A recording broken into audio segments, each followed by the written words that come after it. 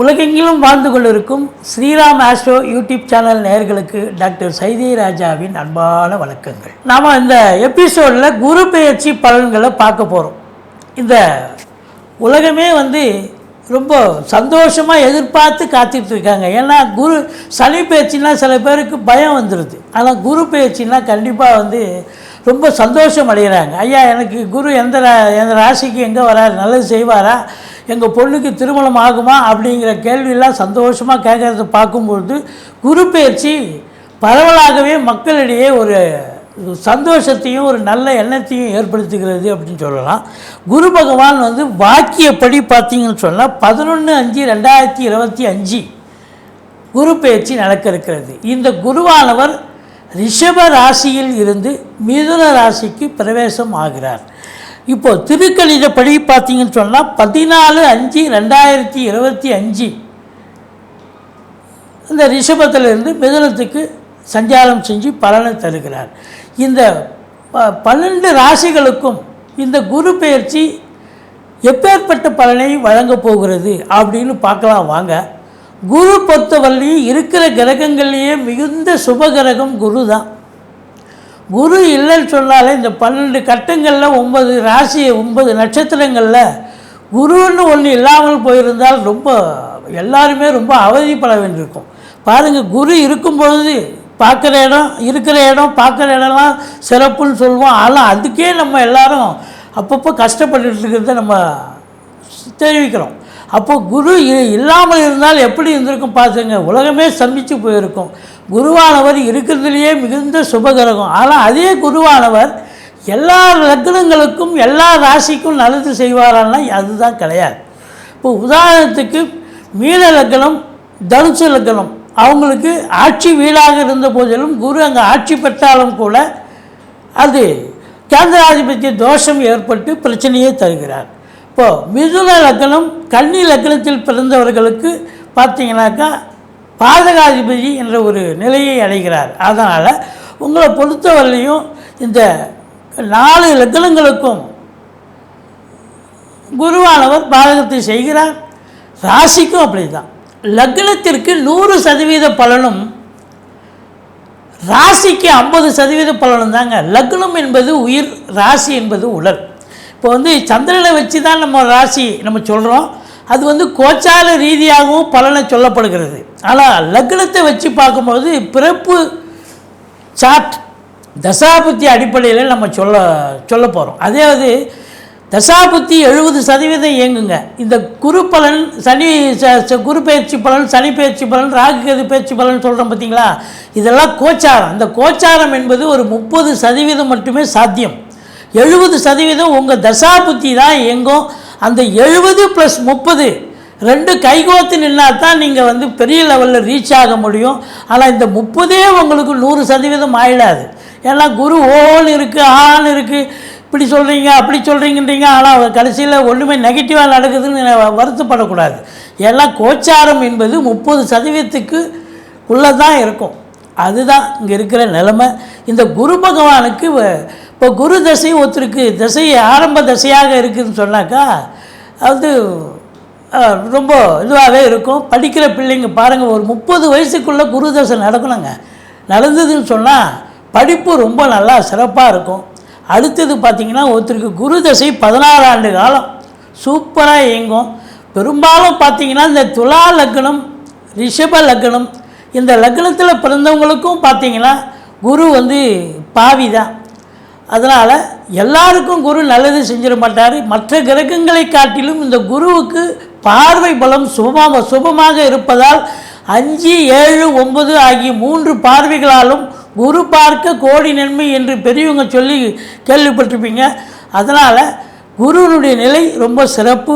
குரு பார்த்திங்கனாக்கா என்னென்ன நட்சத்திரம் இருக்குது அப்படின்னாக்கா விசாகம், புனர்பூசம், பூரட்டாதி, இந்த நட்சத்திரத்தில் குரு உட்கார்ந்த போது கூட குரு ஆட்சி பெற்றதுக்கு சமமாக நல்லதே செய்வார் அப்படின்னு ஒரு கணக்கு இருக்குங்க.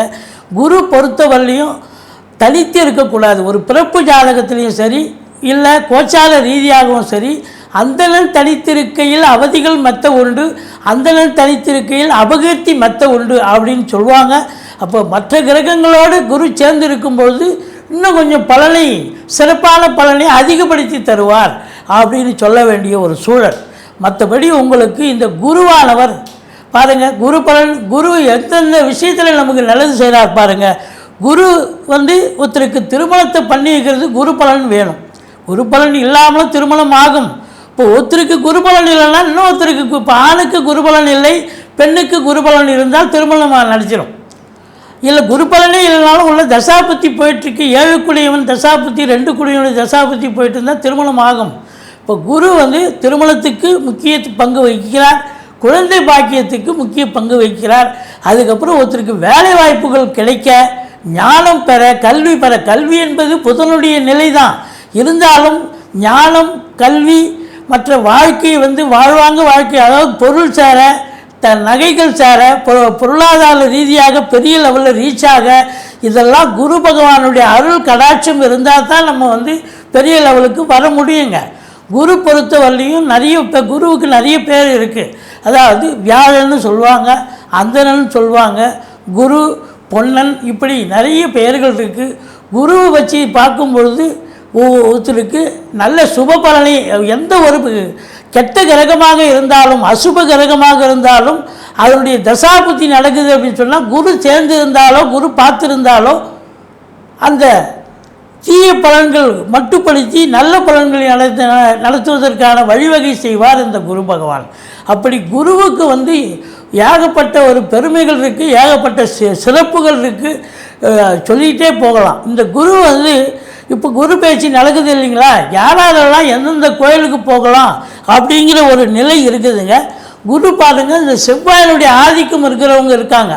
செவ்வாய் ஆதிக்கம் இருக்கிறவங்க மேஷம், விருச்சிகம், இவங்களுக்கெல்லாம் பார்த்தீங்கன்னாக்கா செவ்வாய் ஆதிக்கம் இருக்குது. குருவனுடைய கோயில் போனோன்னா திருச்செந்தூர் போனீங்கன்னு சொன்னால் ரொம்ப சிறப்புங்க இந்த குரு பயிற்சிக்கு.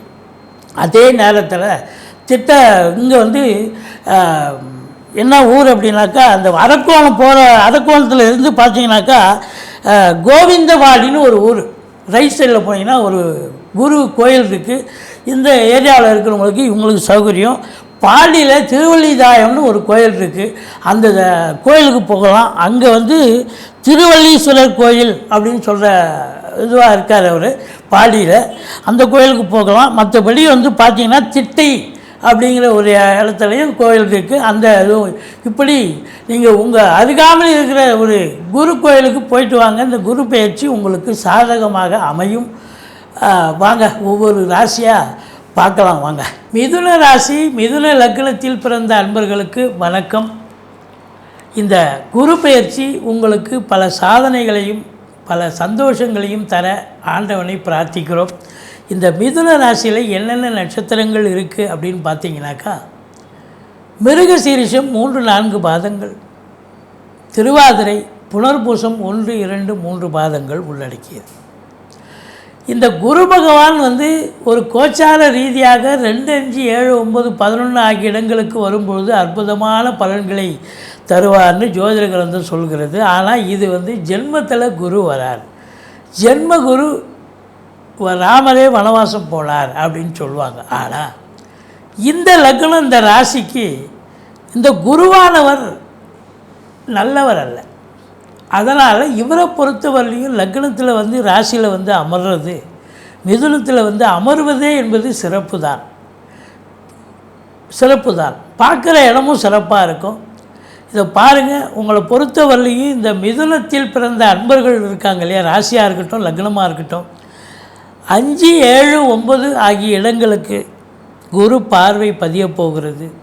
அப்போது 5ஆம் இடம் அப்படின்னு பார்த்தீங்கன்னா, இப்போ ராசியில் குரு இருக்கார். இது நாள் வரைக்கும் இந்த குரு உங்களுக்கு 12ஆம் இடத்துல இருந்து தொழில் ரீதியாக செலவினங்களை கொடுத்தது. ஏன்னா அவர் 10 குடையவன், உங்களுக்கு 10 குடையவன், 7 குடையவன், 12ல் இருந்தார். வாழ்க்கை துணை அல்லது மனைவி மூலமாக செலவினங்கள், அது சுப செலவாக கூட இருக்கலாம். வெளிநாடு போயிருக்கலாம், உங்கள் பிள்ளைங்க வெளிநாட்டில் இருந்திருப்பாங்க, இல்லை சொந்தக்காரங்க வெளிநாட்டில் இருப்பாங்க, அதை பார்க்க போயிருப்பீங்க, அது சுப செலவு. ஆத்ம திருப்தியும் சந்தோஷமும் கிடச்சிருக்கும். அதே நேரத்தில் 10 குடையவன் 12ல் இருந்தார். 10 குடையவன் 12ல் இருக்கார் அப்படின்னும் பொழுது உங்களுக்கு தொழில் ரீதியாக செலவினங்கள் அதை இன்னும் இம்ப்ரூவ்மெண்ட் பண்ணணும், கடன் வாங்கி நல்லா பெருசுப்படுத்தணும் அப்படின்ற அளவுக்கு தொழிலையே போட்டிங்க அந்த வர்ற காசை. செலவினங்கள் சுப செலவும் இருந்தது அப்படின்னு சொல்லக்கூடிய நிலை. ஆனால் இப்போ அதே குரு உங்களுக்கு லக்னத்தில் ராசியில் வந்து இருக்கிறது மிக மிக சிறப்பு. கௌரவம், புகழ், அந்தஸ்து, செல்வம், செல்வாக்கு, தன்னம்பிக்கை ஏற்படக்கூடிய ஒரு காலகட்டம். லக்னத்தில் குரு இருந்தாலே ஒரு மனதளவில் ஒரு உற்சாகம் வந்துடும். அது லக்னமாக இருக்கட்டும், ராசியாக இருக்கட்டும், மனதளவில் உற்சாகம் வந்துடும். தேக ஆரோக்கியத்தில் சிறப்பாக இருக்கும், மனதளவில் உற்சாகம் இருக்கும். இதை பாருங்கள், 5ஆம் இடத்தை குரு பார்க்க போகிறார். பூர்வ புண்ணிய ஸ்தானத்தை குரு பார்ப்பது என்பது சிறப்பு. பூர்வ புண்ணியம் வலுப்பெறுகிறது. அது மட்டும் இல்லை, புத்திர பாக்கியம் இல்லாதவர்களுக்கு புத்திர பாக்கியத்திற்கான அமைப்பு இருக்குது. இப்போ கல்யாணம்லாம் உடனே குழந்தை பிறக்கிறதுங்கிறது வேறு விஷயம், கிடச்சிரும் அவங்களுக்கு.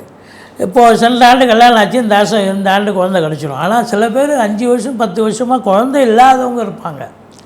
அவங்க மருத்துவத்தின் உதவியோடு இந்த ஆண்டு கண்டிப்பாக குழந்தை பேர் கிடைக்கிறதுக்கான வாய்ப்புகள் நிறைய இருக்குது.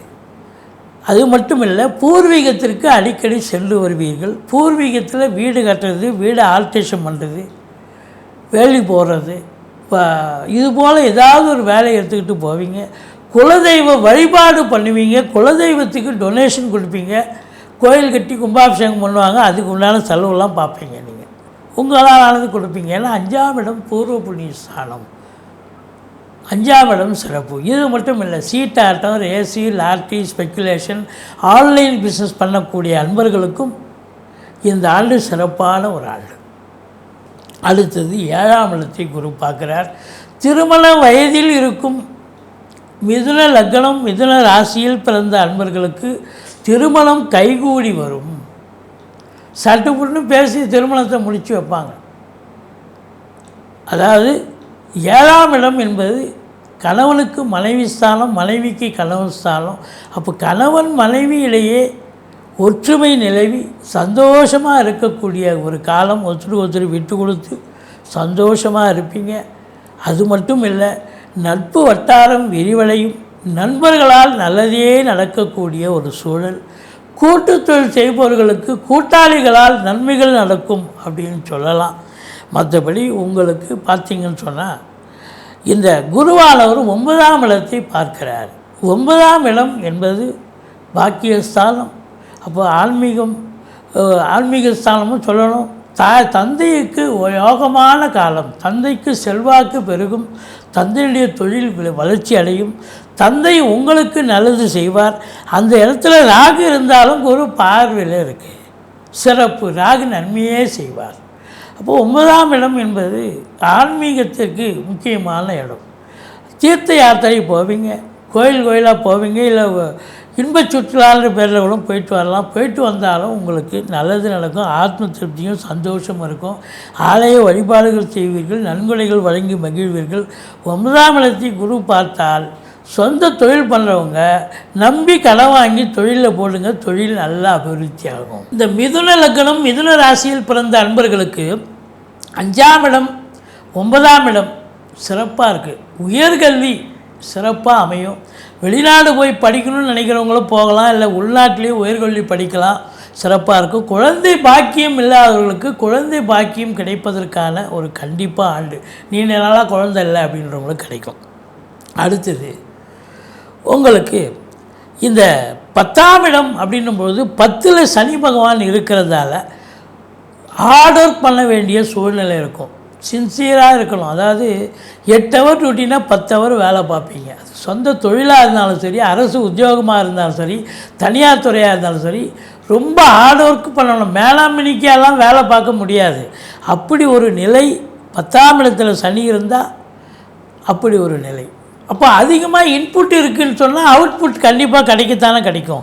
அப்போ வருமானம் பெருகும், எல்லாம் சிறப்பாக இருக்கும், எந்த குறையும் இல்லை. வீட்டில் சுப நிகழ்ச்சிகள் நடத்துவதற்கான ஒரு அமைப்பு, வெளியார் சுப நிகழ்ச்சிகளுக்கு செல்லக்கூடிய ஒரு நிலை. தொழில் நல்லா இருக்குன்னா வருமானம் நல்லா தானே வரப்போகுது. மற்றபடி இந்த குருவானவர் உங்களுக்கு 12ஆம் இடத்தை இந்த சனியானவர் 3ஆம் பார்வையாக 12ஆம் வீட்டை பார்க்குறாரு. 12ஆம் வீட்டை பார்க்குறதால அயன சயன போகம் அடிபடுகிறது. அப்போ அயன சயன போகம்னு சொன்னால் உங்களுக்கு வேலைக்கு உண்ண மாட்டீங்க, உறங்க மாட்டீங்க. அதான் நீங்கள் வந்து வேலையே கதி தொழிலே கதின்னு இருப்பீங்கன்னு சொல்லிட்டீங்கன்னா 8 ஹவர் டியூட்டினா 10 ஹவர் வேலை பார்த்தீங்கன்னா அப்போ வேலைக்கு எப்படி சாப்பிட முடியும், எப்படி உறங்க முடியும்? அப்படி ஒரு நிலை, ஒரு பந்திச்சு விட்ட மாதிரி தான் இருப்பீங்க. டென்ஷன் இருக்கும், வேலையில் பரபரப்பு இருக்கும். அடுத்தது அதே சனி பகவான் 7ஆம் பார்வையாக 4ஆம் வீட்டை பார்க்கிறார். 4ஆம் இடம் என்பது மாத்ருஸ்தானம். அப்போ இந்த குரு பெயர்ச்சிக்கு இந்த ஓராண்டு காலத்துக்கு சனி பார்வையும் நம்ம எடுத்துக்கணும் இல்லையா? மற்ற கிரகங்கள் ஆண்டு கிரகங்களையும் உள்வாங்கணும் இல்லையா?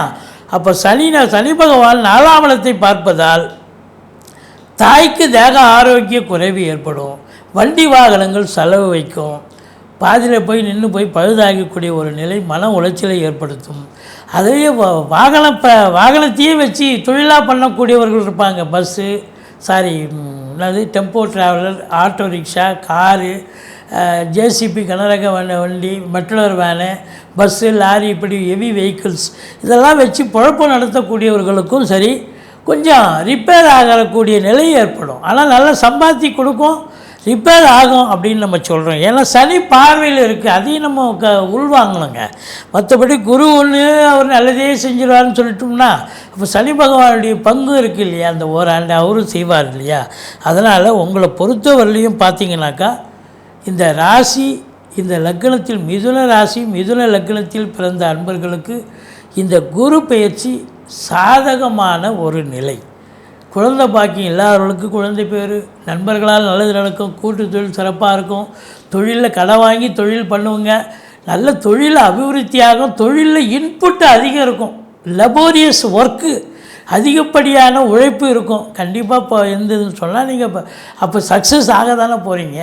அப்படி இருக்கும் பட்சத்தில் உங்களுக்கு பார்த்தீங்கன்னா இந்த மிதுன லக்னம் மிதுன ராசியில் பிறந்தவர்களுக்கு இந்த 2025 26 வரைக்கும் அந்த குரு பயிற்சி ஆண்டு நம்ம தான் மே டு மே தானே சொல்கிறோம்.